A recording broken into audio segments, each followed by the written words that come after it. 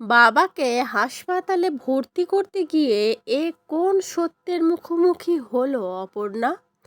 আর ওদিকে রাজনন্দিনীর আসল রূপ কি আস্তে আস্তে বেরিয়ে আসছে রাজলক্ষ্মী দেবীর সামনে?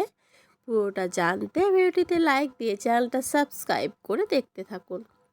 চিরদিনই তুমি যে আমার সিরিয়ালের আগামী পর্বে আমরা দেখতে পাবো অপর্ণা তার বাবাকে নিয়ে ক্লিনিকে যায় চিকিৎসা করানোর জন্য, কারণ তার বাবা হঠাৎই অসুস্থ হয়ে গেছে। কিন্তু ক্লিনিকে গিয়ে দেখে যে সমস্ত ওষুধ তালা দিয়ে রাখা আছে, কোনো ওষুধপত্রই বাইরে নাই। এবার কি করবে?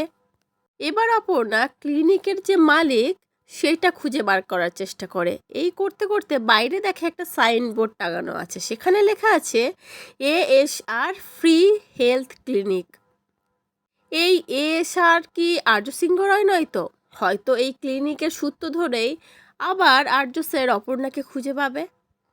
অপর্ণাও এই নামটা দেখে একটু আশ্চর্য হয়ে যায়।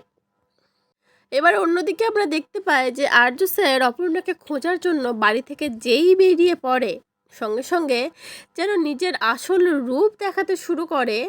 যে রাজনন্দিনী হয়ে বসে আছে আর্যর ফ্যামিলিতে, সে রাজলক্ষ্মী দেবী আর্য স্যার চলে যাওয়াতে খুব টেনশন করে যে কোথায় গেল আর্যটা, আমাকে বলে গেল না।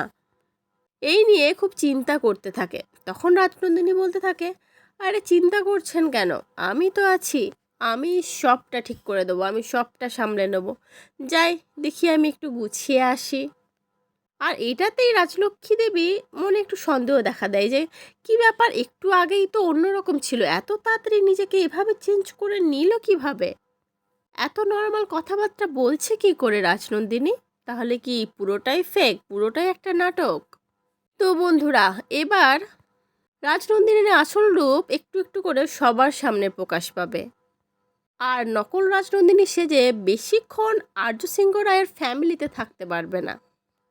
আর ওদিকে অপর্ণারও খোঁজ আশা করছি আর্য স্যার খুব তাড়াতাড়ি পেয়ে যাবে। ওই ক্লিনিকের সূত্র ধরেই হয়তো অপর্ণা আর্য স্যারকে খুঁজে বের করবে। এটাও হতে পারে ওই ক্লিনিকের মালিক আর্য সিংহ রায়, যেটা শর্ট ফর্ম ASR বলে লেখা আছে। তোমাদেরও কি এটাই মনে হচ্ছে? কমেন্ট করে কিন্তু অবশ্যই জানিও। আজকের পর্বটা কেমন লাগলো সেটাও জানিও। পরবর্তী আপডেট নিয়ে তাড়াতাড়ি আসছি, সঙ্গে থেকো, সাথে থেকো, চ্যানেলটা সাবস্ক্রাইব করে দিও। ধন্যবাদ।